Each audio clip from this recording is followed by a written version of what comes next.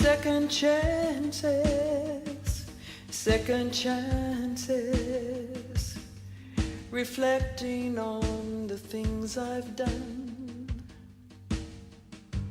Second chances, second chances, knowing that the best is yet to come.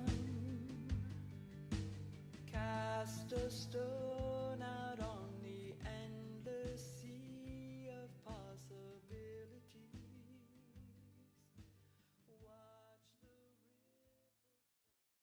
Evening. We build too many walls and not enough bridges. Hello everybody, my name is Shirley T. Burke and welcome to Something Different. We're so glad you're tuning in this evening, and I have some friends that wrote me and say that they are at home tonight for the first time. And hi Joanne Robinson. We were co-workers, and she said that she has an opportunity to look in tonight. So let your friends and relatives know that Shirley T. and Something Different is on Joanne. Tonight we have a very interesting show. I think this season has been interesting every Wednesday night that we've come on, and tonight is again, like the program says, something different. We have two guests on, and they're just poles apart, but the information that they're presenting is critical. Before I get with my guests, I would like to just share with you that on today is the last day that my special is on for the exploratory surgery for the soul program that we're having on May 9th at the Enterprise Meeting Center in the West End. So if you're interested, check out shirleytburke.com or esteeminstitute.com online, and you can find out about more about the program. We would love to have you come. We have some people already signed up, and we would love to have you. We might mention this again before we leave, but I didn't want to forget, because I always forget to talk about me. I'm always so interested in my guests, I forget to share with you those things that we have going on.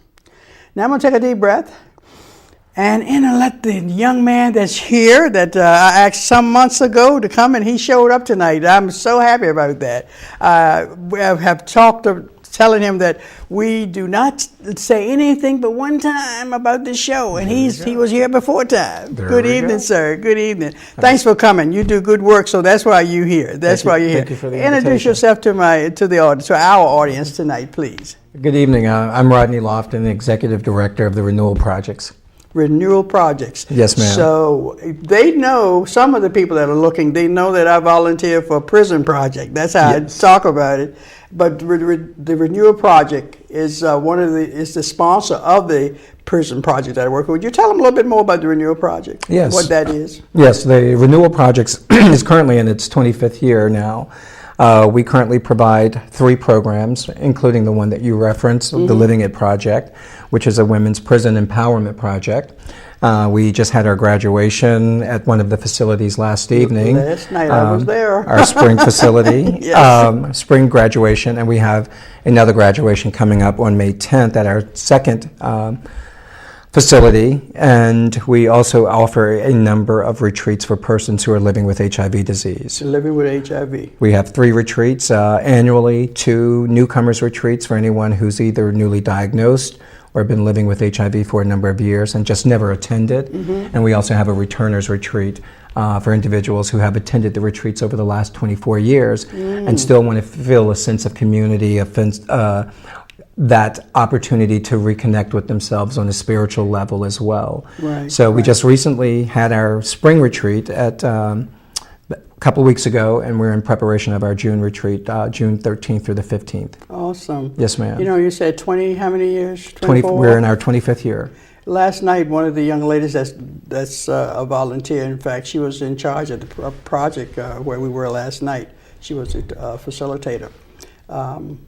She said that she met somebody that had 24 years, 34 Wow. years. You know, that person has been living with HIV/AIDS for 34 years. And years ago, I remember when you said HIV or AIDS, it was a death sentence. Yes, ma'am. And I used to volunteer at I think it was the Catholic Charities. They used to have groups meeting there years ago. I had a friend that used to have me come in and talk with him. And that was one of the problems. They didn't like the medication. They said the medication was so hard. All of that has changed some now, hasn't it? Yes, ma'am. We've seen the evolution of the virus over the years. It's, as you mentioned earlier, it's no longer a death sentence as we once knew in the early days of the pandemic. Individuals who are diagnosed with HIV now are living much longer as a result of the medications. And, as you were stated earlier, for individuals who were there taking AZT, which was the first line medication back in the day, there were very harsh side effects. And we still don't know the long-term effects of the medications now, but they're a little bit more tolerable than the ones that were used. The body responds to it a little bit. Yes, ma'am. Yes, ma'am. And that's one of the things, too, that we are concerned about. Even though people are living like, we don't want the young people to not pay attention to what they should be paying attention to because, we got medication. Right. And that's the one thing that we continue to push is prevention. Yeah. Because we don't want individuals to think, if I become HIV positive, all I have to do is take the medication. Take the medications. We recognize, here in Richmond, Richmond's the capital of the Confederacy, and it's, for all intended purposes, it's a much smaller city than some of the other major metropolitan cities, Washington, D.C., New York City, Chicago, Atlanta. But Richmond ranks 17th in the nation of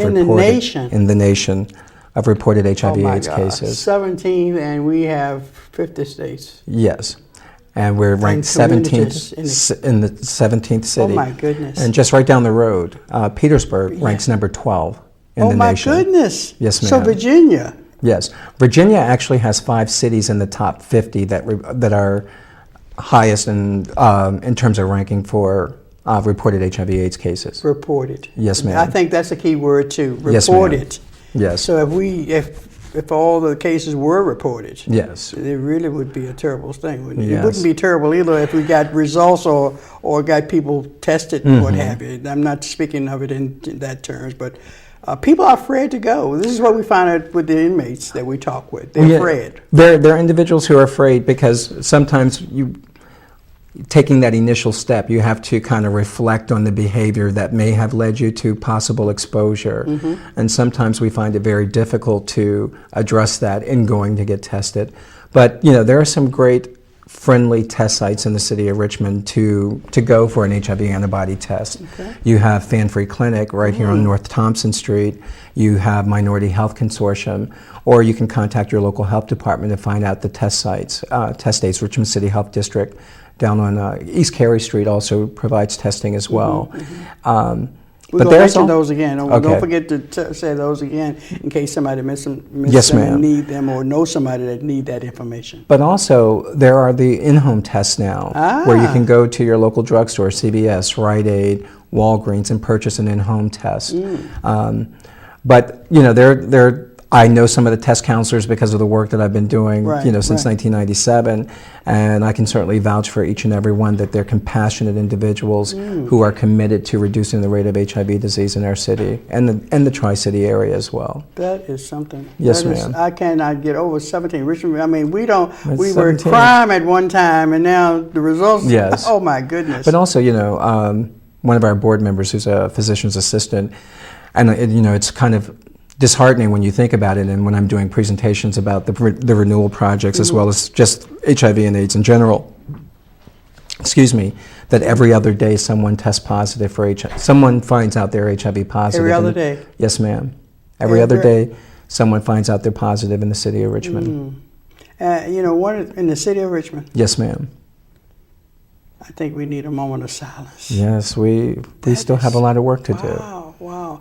It is critical work. And that's one reason I'm so happy that you were able to come tonight. Some things people don't like to talk about, but it doesn't make it go away. And we never know where it will land. Well, it's interesting in our community as African Americans, we've always growing up, and that's what I loved about you when we first met. When I called you Miss Shirley, you said, I know where that comes from. Just call me Shirley T. And it's still out of respect that I still refer to you as Miss Shirley. I understand. Because it's a cultural thing. Same thing with other people. I do understand. Yes, ma'am. But we were also taught growing up that we don't air our dirty laundry. Yes, indeed. And we sometimes miss there are missed opportunities that we, when we talk about HIV and AIDS, it could be a teachable moment around the dinner table to talk about it and introduce it into a conversation where it is a safe, nurturing environment. And, because we're losing a battle, and we, our young people, based on what we know about HIV disease, Ms. Shirley, no one ever has to test positive again. No one ever has to. We know how it's Really? transmitted, how it's prevented, and we know, based on what we know, today is April 30th at 7:40 p.m. Based on what we know, no one ever has to test positive again. Really? But we know that every 9.5 minutes someone tests positive somewhere. So tell us, what would keep that from happening? Well, I think one thing we've been doing with the Renewal projects and just community work that I've been doing over the last couple of years is working with the African American Church to really get them to open their arms and open the pulpit in their in their churches to talk about it. And there's some really great churches that are doing the progressive work and saying, we're an all-inclusive, we're an all-embracing congregation, and it's we have to do our part in order to save the lives, not just of our young people, but also to save the lives of our, I don't like to call senior citizens, I call them seasoned community members. But, we're seeing an increase of HIV disease in individuals over 50 and over. Right, because they're free, and they don't use any protection and stuff like this.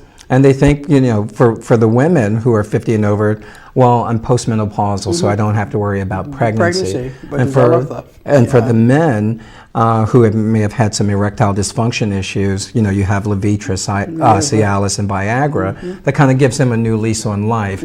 And so, we have to also reach out to our seasoned community as well to talk to them about, the modes of transmission around HIV disease as well. Well, one of the things I want to mention, because I've been exposed to it since 2000, working with the women in prison, a lot of the women, the virus has been brought home by their husband.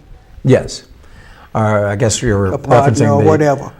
You understand what I'm saying? Brothers on the down low. Yeah, the DL. That might be, what do you call it? Yes, ma'am. Yes, I think it's important, because that's why some people don't get tested. Oh, I'm married. But I'm telling you, this is what a lot of the women reported. It's one of the key factors in HIV prevention is communication. And we sometimes have it, we can tell people we don't like what they're wearing, but sometimes we find it very difficult to tell someone or engage in a conversation about, well, before we get to this point, what is your sexual history, or what have what have you done that may interfere with this relationship? So communication is very key to preventing the spread of HIV disease in our community, and that's across the board. But unfortunately, those are conversations that we're just not having. Well, I was really surprised when in one of the programs I participated in, the young lady said that the guy took her to the center. No, wow. Yeah, that was different. Wow, yes, that certainly was. That was different. That was different. I think that listening to the ladies in prison, this is one of the reasons that we do a lot of talking and teaching, because their behaviors, as you mentioned earlier, are the behaviors that put them at risk of HIV, sharing needles, having unprotected sex and stuff like that. It's not like drinking behind them on in a glass, or picking up a fork behind them and stuff. And talk a little bit about that, because we don't know. We know those whatever folklores about how you catch it. Yes. Fluid is important, I think, in terms of transfer. But we just talk a little bit about that, if you would. The 4 body fluids that transmit HIV from one person's blood system to another are blood, semen, vaginal fluids, and breast milk. We've seen the modes of transmission include unprotected anal, oral, or vaginal intercourse, in some cases tattoo and body piercing. We have seen the decrease of transmission from mother to child by way of putting the mother on a drug treatment option. And breast milk, as we mentioned, with breast milk, the mother cannot breastfeed the baby. So we've seen a decrease in transmission from mother to child. But based on what we know, we also know that abstinence is the only 100% effective indeed. way. Yes, we've discussed that in our... we stress that. We've discussed that in our sessions too we've had with the women, yeah. And, and we, it would be great if individuals could abstain, before marriage or, commitment. But we recognize that that's not always an option. So we also encourage the use of condoms, consistently and correctly, using them each and every time, whether it's for oral, anal, or vaginal intercourse. And to know your status. It's very scary when you think, after a night of partying or whatever the situation is, I think I may have engaged, I engaged in some risky behavior, and to kind of beat oneself up saying, I shouldn't have done that, I shouldn't have done that. Well, what you can do is just find a local test site to know your status, and that's the key to preventing further transmission. Just knowing your status. And we are always here to tell individuals, if you test positive, it's not the end of the world as we know it from back then, because individuals are, as you said, are living much longer, 20, 30 years, so getting into medical care and, getting on medications and taking them every day the way that they're supposed to be taken. So HIV is no longer a death sentence, but I think if you ask any agency or any organization around the country, especially here in the city of Richmond, they would tell you, we would happily give up our jobs doing HIV/AIDS if we knew that there was a cure. But based on what we know, there is no cure for HIV disease, and we're still seeing the numbers of individuals coming in, testing positive. Yes, ma'am. One of the things when I worked with the Catholic charities and the young people there, one of the things that they were afraid of, they couldn't, I always felt bad that they couldn't tell their families because they said rejection, they just couldn't handle it. Yeah, there's such a stigma even now, 30 plus years into this pandemic, that, if I tell someone that I'm HIV positive, no one will hug me again, no one will love me again, my family will push me aside.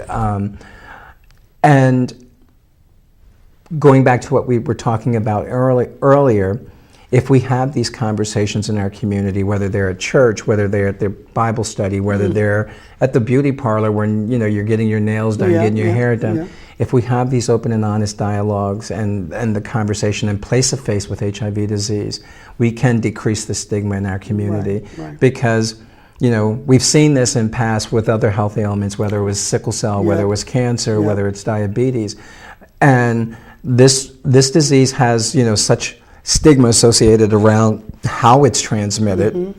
But we need to do our part in reaching out to individuals, whether it's the next door neighbor who may have HIV disease, or our cousin or our uncle, or a past partner. We just need to do our part to show that we're compassionate, caring people, and that we're all part of this struggle of eradicating HIV disease in our community.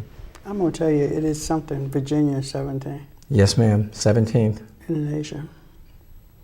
That is powerful information. And it's information that all of us need to be passing on in terms of education. Like I used to think that, when girls told me they were expecting and I knew that they were HIV positive, and I'm saying, I just didn't understand, but they are just like everybody else. Like you say, you can't breastfeed unless you do go through, you said some medication and stuff that you can take for that. But there's a lot of false information, and that's one of the reasons that I was glad that you would come tonight. There's a lot of false information regarding people that have the disease.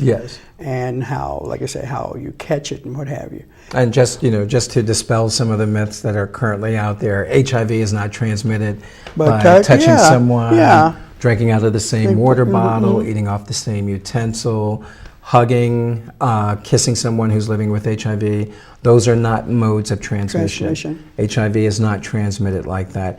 You have to engage in high-risk behavior in order to place yourself at risk for HIV disease. And there's protection to when you do high-risk behavior. There's something there. And of course, working with the women, I don't know whether we have said too much here tonight, but we're keeping it real. Yes.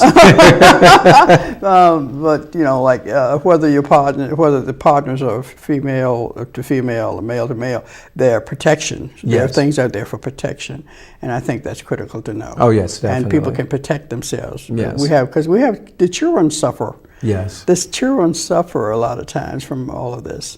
In some of the families. Yes. Because, like one of the things I learned being in the program that in Africa that they steal young girls thinking that will cure it. Mm-hmm. They will By cure engaging AIDS in unprotected, engaging in sex with the virgin. Mm-hmm. And that's where you see poor, innocent, children being, I saw where a school full of kids with girls were stolen this week. And I wondered if that was the reason. Oh, wow. And I was reading something about that today. It's just so much out here, and we just need to pass this information on. Now, we're talking about the African American community, but it's the entire community. Yes, and in Richmond alone, there are some great community resources. Whether you are a person living with HIV disease or a person who is affected by HIV disease, meaning you have a loved one, a husband, a spouse, or a son or a daughter who may be living with HIV disease, there are some really great support systems in place. You have Fan Free Clinic that offers a number of support groups for persons who are living with HIV disease. You have a support group for persons who are both infected and affected by HIV disease called Positive Friends and Allies, which is a program of Metropolitan Community Church. There are a number of support groups that Minority Health Consortium puts on for persons who are living with HIV disease. So the support systems are in place. It's just a matter of individuals becoming feeling uncomfortable, to step up, going through that discomfort, and saving their lives by becoming a participant in those life-saving and challenging things. Yes, and as we talked about earlier, test sites. You have, again, Fan Free Clinic offers testing. It's just a matter of contacting them and scheduling, and finding out when their times are scheduled for testing, along with Minority Health Consortium, Richmond City Health District, and their case management services. And there are medical services that are available to persons who are living with HIV who may not be insured under the ACA right now, but there are still services that they can access for their medical care as well. Okay. Now, we're going to bring our other guests on because we've been talking a while. Yes, ma'am. I want you to give our audience information so they can contact you. Okay.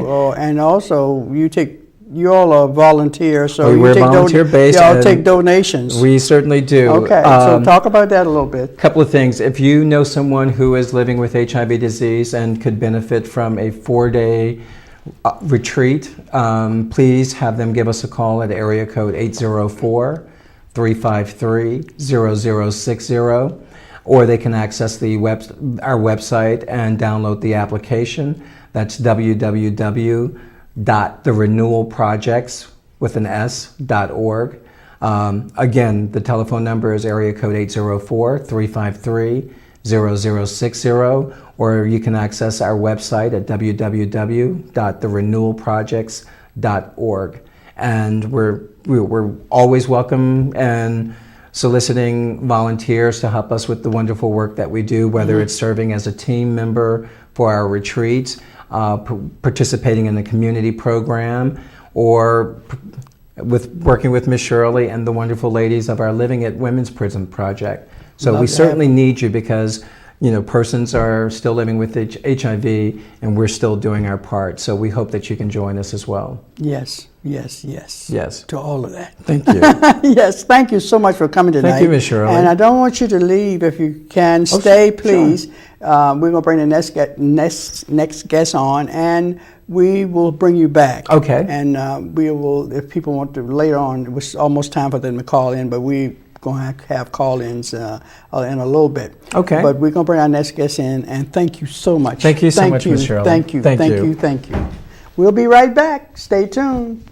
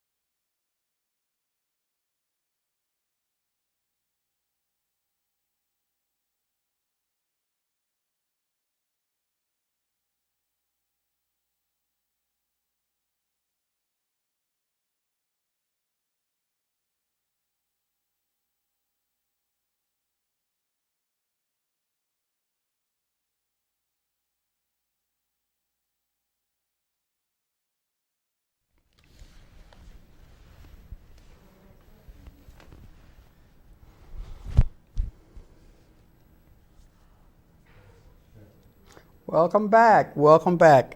With this beautiful lady here I met some months back, and I'm going to tell them how come your writing clinic. You remember? I do. Introduce yourself. Hi, my name is Nicole Cleveland. I am an author, motivational speaker, and I am the founder of Breathe Again Ministries. I specialize in making sure people are not suffering in silence like I once was. You know, we go through, we come out, and we stay stuck sometimes. So I'm here to let you know that you're not by yourself. Awesome, girl. Awesome. And you wrote that book. Tell the right name of your book. I added something to it when I put it on Facebook. You did. You had a little something, but I was close. I was close. Then my first book is called So He Cheated, Now What? Yeah. Do I Stay or Walk Away? And my new release is So He Hurt You, Now What? Awesome. It's messages of hope for a hurting sister. Yeah. Tell us a little bit about yourself.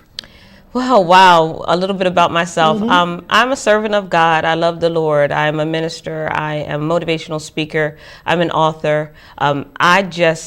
I've been through a lot in my life. I always tell people that my life is a living testimony. I am a walking, living, breathing miracle. Went through a lot as a child. I'm a sexual abuse survivor. I'm just really on a mission to let people know that they're not by themselves and they're not alone in their struggle. Yes. And you find that a lot of times when we go through, we feel like we're by ourselves and no one understands, no one can feel the hurt and the pain that we're feeling right now. But I'm just here to let you know, been there, done that. I actually wrote the book about it. Yeah, you did. Yes, you did. Yeah, yes, and they're going to make it. They're going to make it. Yeah. I saw something, I think, on your site today where you had put a copy, a photo shot or something, where somebody wrote to you, it was 2011, about how the book helped her so much. Right. Your first book. Right. You've been changing a lot of people's lives and helping a lot of people mentally. Yeah. By what you've written, by being open. Yeah. Keeping it real. Yeah, and that's tough, Shirley, because sometimes when you have really dark subjects, people don't want, even though they need it, and they don't want to hear it. They don't want to hear it because it reminds them of what they had to endure and what they've gone through. And what they need to face. Exactly. And they have locked it in the corridors and the hallways of their mind, and they just don't want to deal with it. And, you know, I have been called to talk about these dark subjects, and sometimes I'm like, Lord, why me? I understand.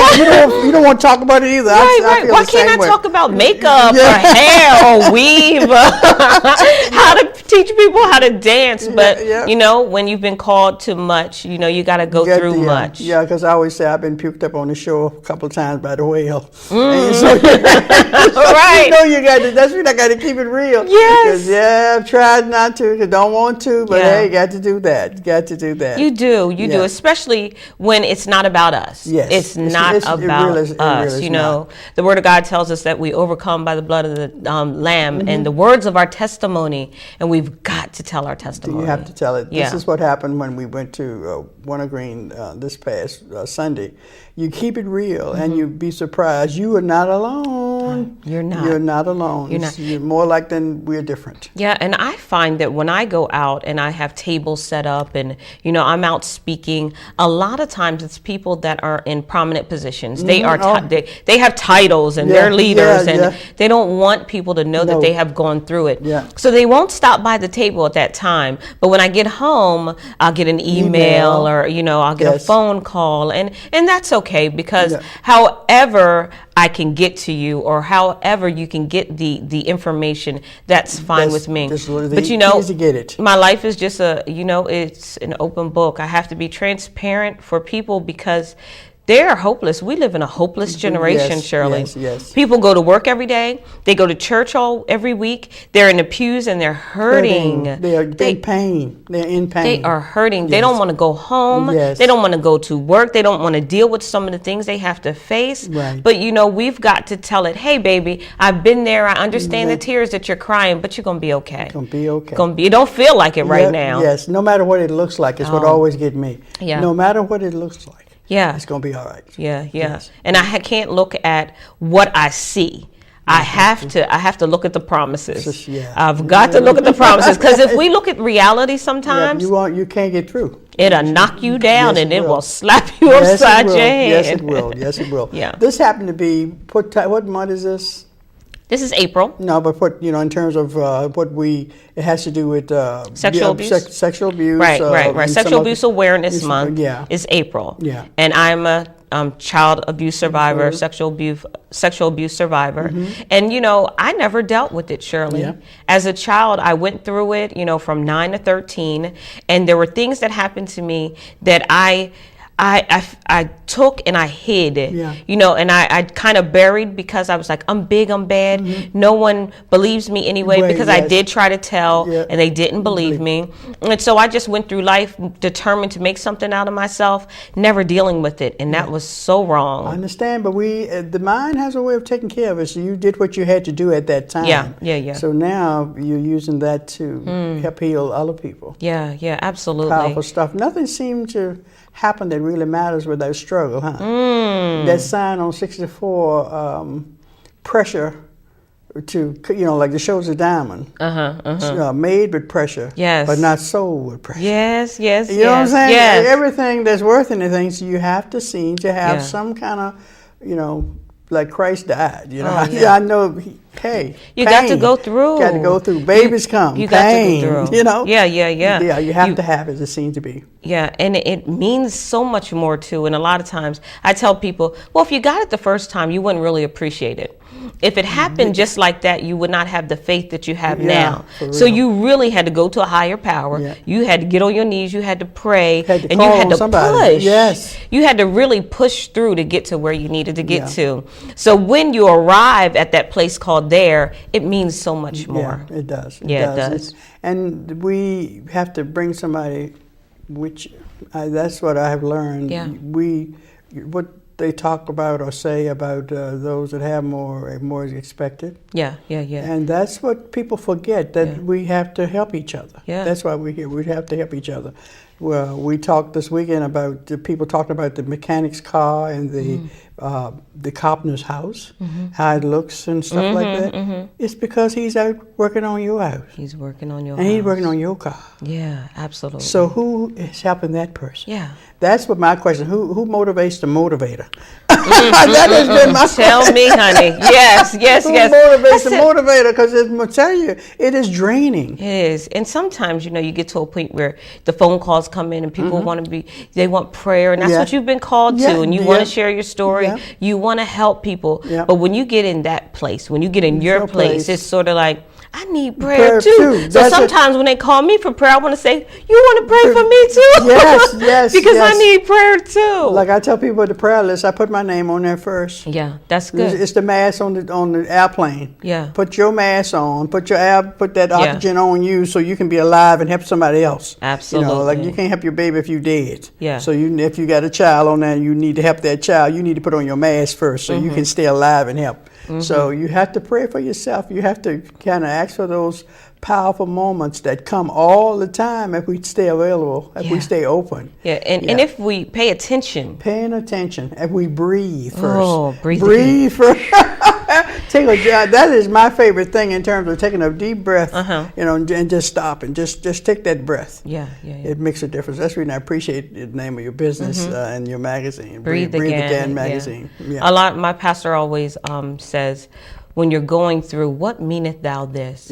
Instead of trying to figure it out or trying to worry about it or get all flustered, stop and ask, what meaneth thou this? Okay, it's a teachable moment. It's a teachable moment. Yeah, I need to be taught something out of this. So tell me what I'm supposed to learn from this. And so that's how I live my life. Yeah, and when you look at it like that, you get through it a little differently than saying, "Woe me."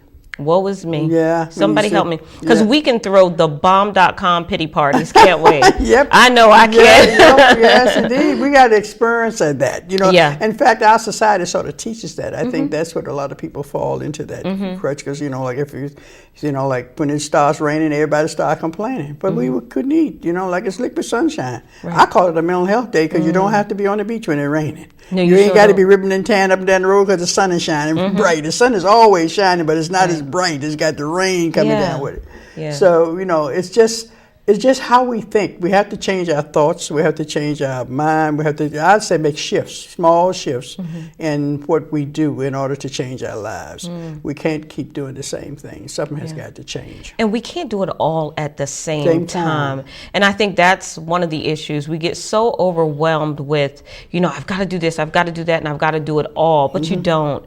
You just got to do it in pieces. How do you eat an elephant? Just in pieces. Piece by piece by piece by piece. So, and a lot of times we sit on our gifts and our talents and what we are called to do in this life because it's too overwhelming. No one ever taught me that. I don't know how to do that. But if we just calm down and just get in a place, He'll direct us on what we need to do. Yeah, because if you're called to do it, you already got what you need.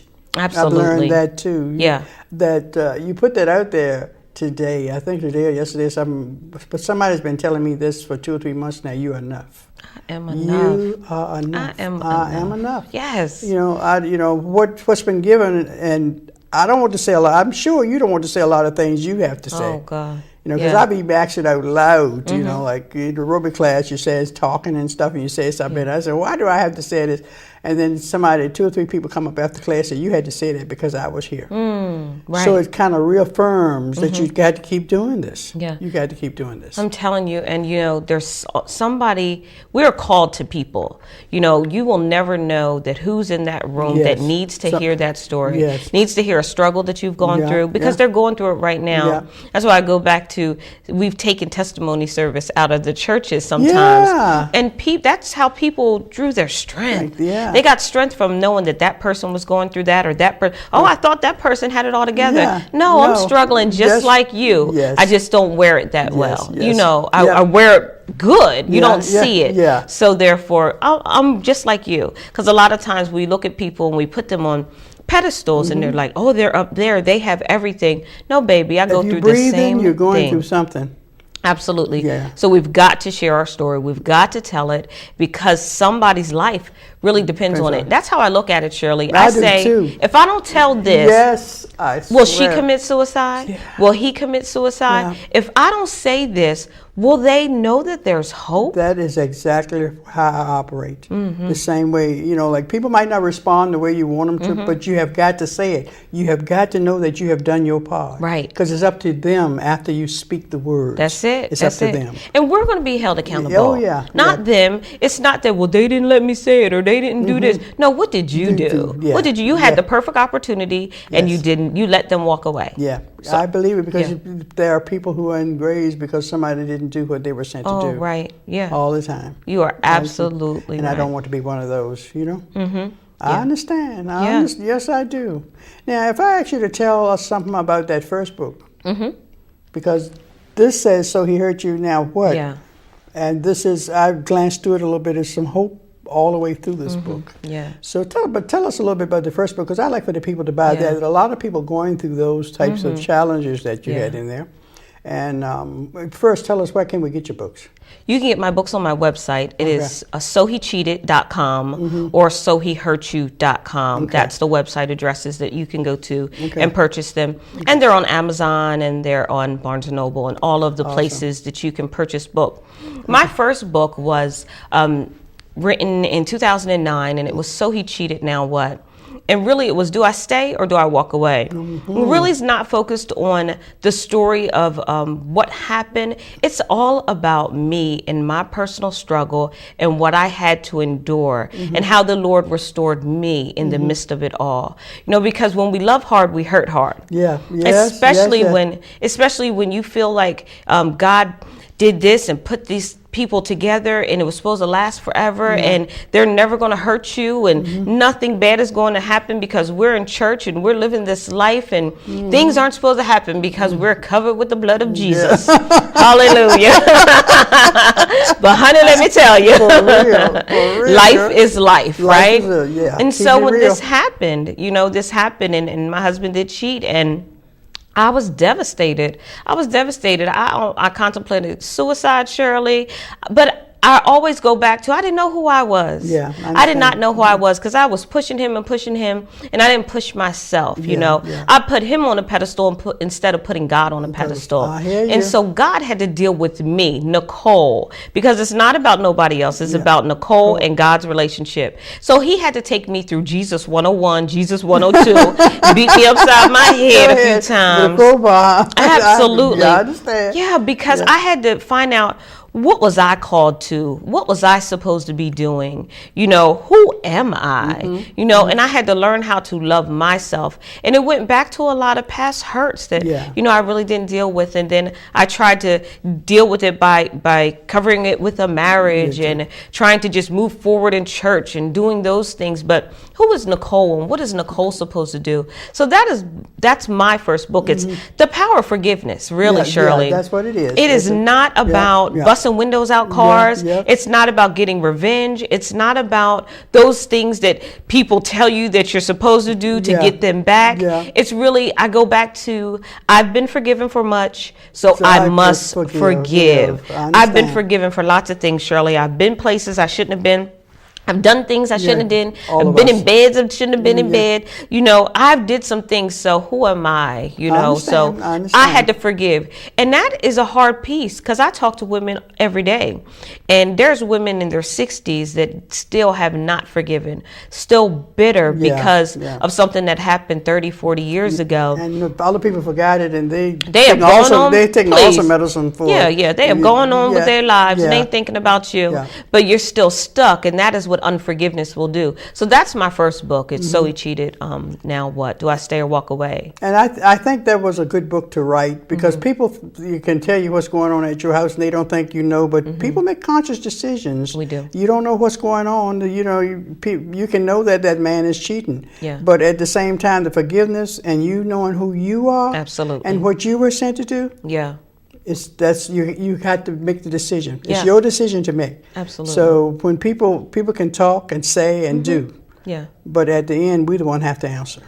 And we get caught up in the book. I talk about that whole blaming, internalizing it, and thinking about something is wrong with you. And at the end of the day, it has nothing to do with you. It has nothing to do with you. And that's the message I really want to let women know, that this happens, and it happens every day, but it has nothing to do with you. Because they don't want to believe that. Because it's easier to blame yourself. Absolutely. Because they don't understand why isn't it my fault? It's easier to deal with when you think you put your hand on something. And I did that. Was I too black? Was I too fat?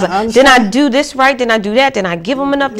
What didn't I do wrong? But at the end of the day, God had to tell me it wasn't about you. It wasn't about you. It wasn't about you at all. It never is. No. And that's one of the messages we'd like to get across tonight when we talk. It's never about you. You are enough. Oh, I was just about to say that.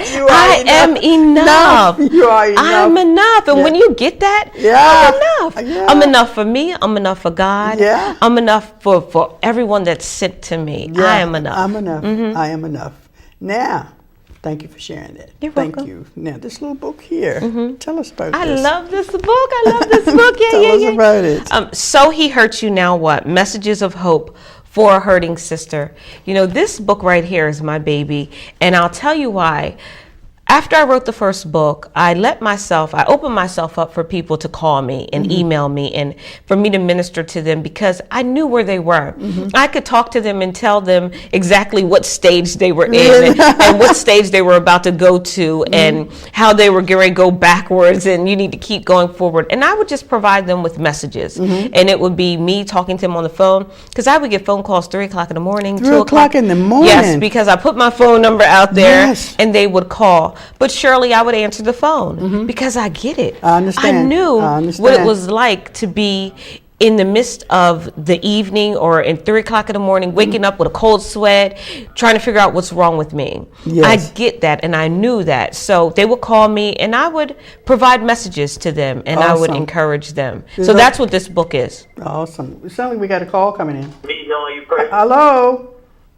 Hey, how you doing? All right. Who's calling?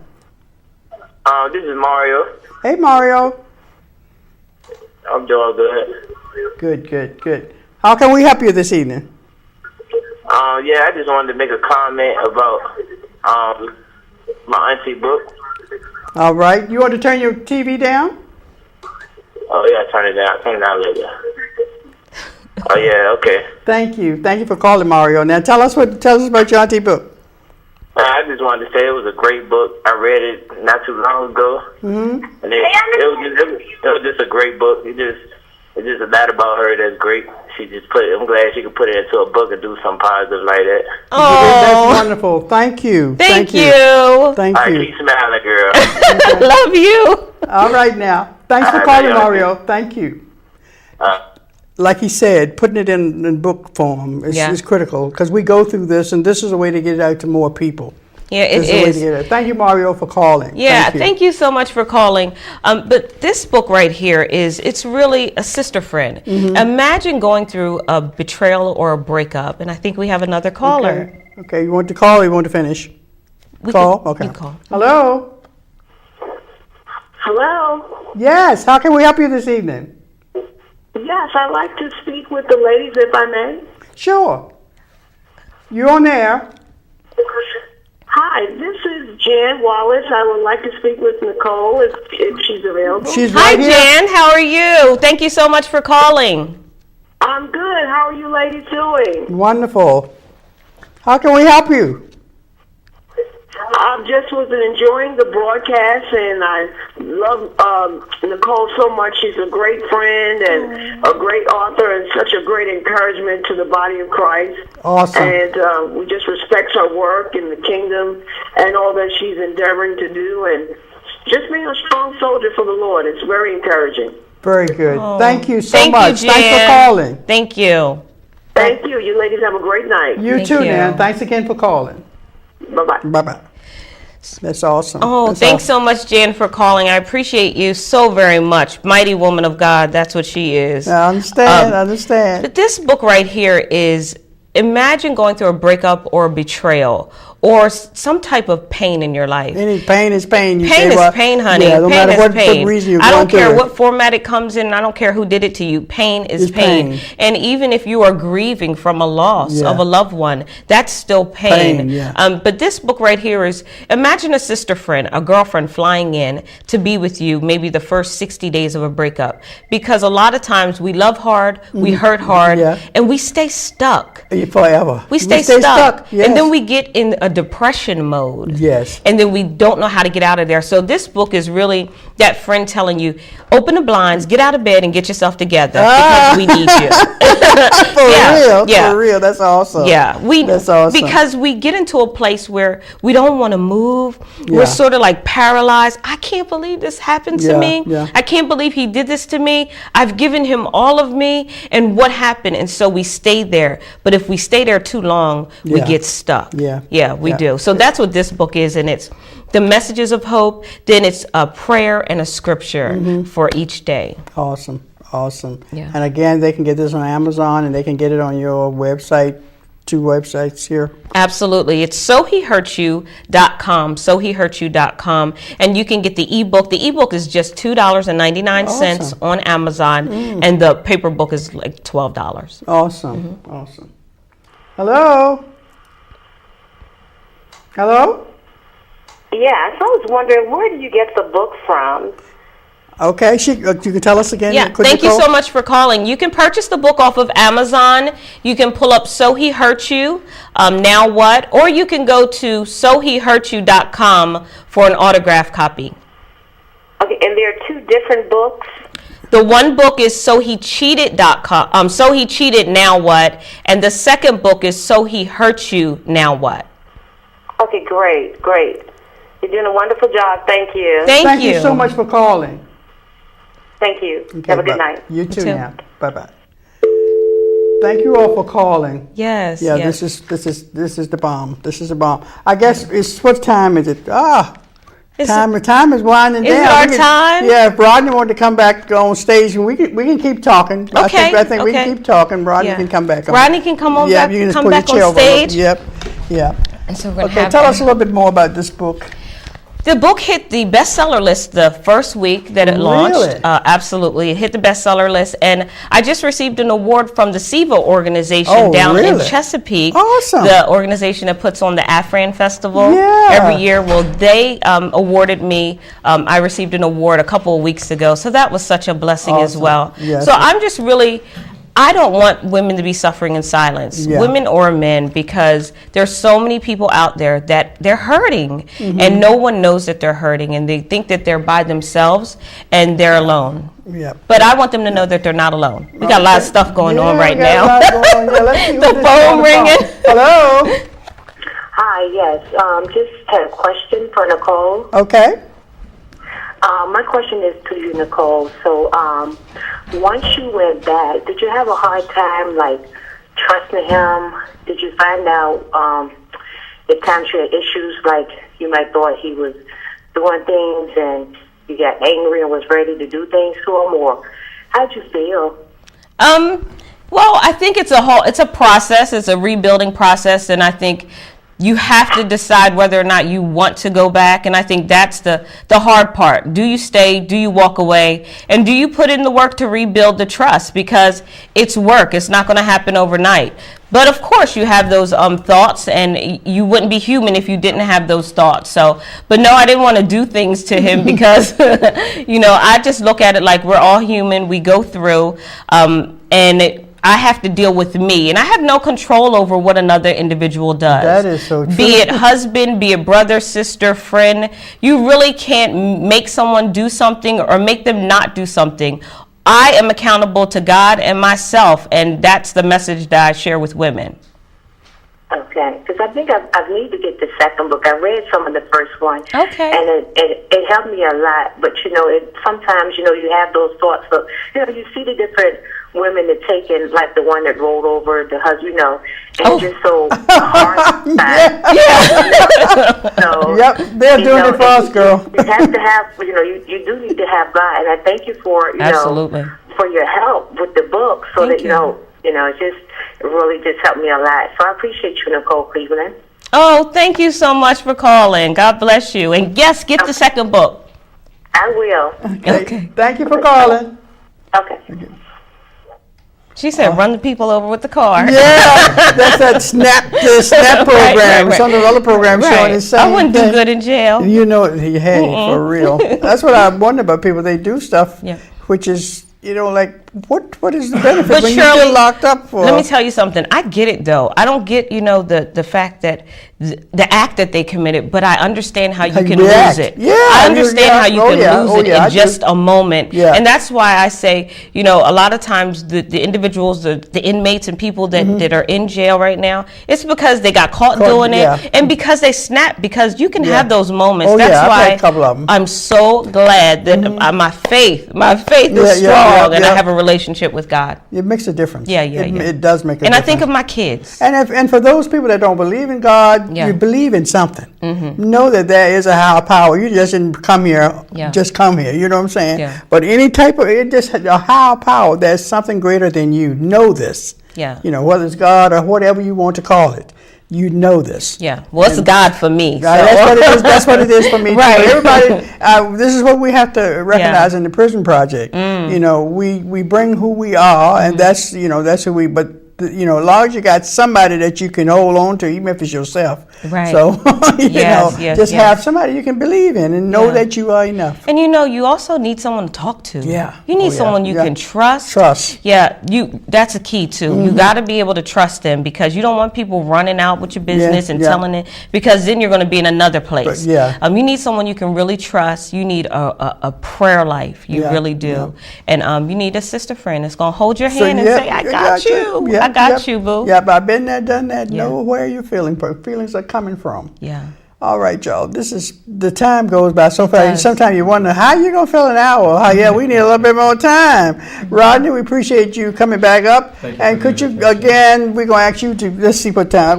We don't have very long, but I want you to give the contact information for you again. Okay, it's the Renewal Projects. Telephone number is area code 804-353-0060, or you can visit us on our website, www.therenewalprojects.org. good. That telephone number slow again? 353-0060. Website, once again, is therenewalprojects.org. And you take donations. The project lives off of donations. Yes, we live off of donations, and we're also looking for volunteers to come out and help. And if they call that number, they can find out what they can volunteer for and the different services. Opportunities are available. Whether it's with the prison project or the retreats and stuff like that. Yes, ma'am. You don't have to have a degree, but if you've been through something and know something, mind and an open heart. That's what it takes. A lot of people think they have to have a PhD. Yeah. But no. Open mind and an open heart. If you got a street PhD, that works pretty well. There you go. He said, pray hard daily. Pray hard daily. And that too. Yes, indeed. Yes, indeed. Yeah. Nicole, tell us again how we can get your books and how we can contact you if somebody, because you have writing, you're on Facebook. Oh, yeah. And you have writing clinics. I've been to 2 of them. They're very good, very good. Yeah. I believe that we all have a story, and our story needs to be told. You can purchase my books or connect with me online at sohehurtyou.com, sohehurtyou.com, or sohecheated.com. But you can find me on Facebook. You can find me on Twitter, Nicole C. Online. Nicole C. Online. And I do want you to know that you're not by yourself. Somebody somewhere understands the pain that you're dealing with. They made it, and you will too. Awesome. Mr. Lofton, do you have any last words you want to say to our audience about your projects and I think you had something coming up. We have our Returners Retreat scheduled for June 13th through the 15th. We are looking for individuals who are interested in attending the retreats. Definitely, again, give us a call at 353-0060, or you can download the application, and you can get that at therenewalprojects.org. Okay. All right, Nicole? I have a Live Through It conference that's coming up, and that's going to be on May 17th. It's an online virtual conference, and you can go to breatheagainministry.org, breatheagainministry.org, and come on board, and you are going to be blessed, encouraged, motivated, and inspired, because you can live through it. Now, when you have this conference, will we be able to listen online or what? Listen and watch it. It's going to be a web-based awesome. conference. Awesome. So from the comfort of your home, in your pajamas. Awesome. I like stuff like that. Yes. I like it. I'd like to thank both of you all again for coming. You called about the hurricane, and I was worried about it too. Right. But we were supposed to be here because here we are. Here we are. Yeah. Thank you all so much for looking in, and check out Shirley T at esteeminstitute.com online to keep up with what's going on. Next week will be our last show. It will be our last show. So we're looking forward to seeing you next week on our last show. And we again thank you all so much for being here today. Thank you. Thank you. Yeah. All right.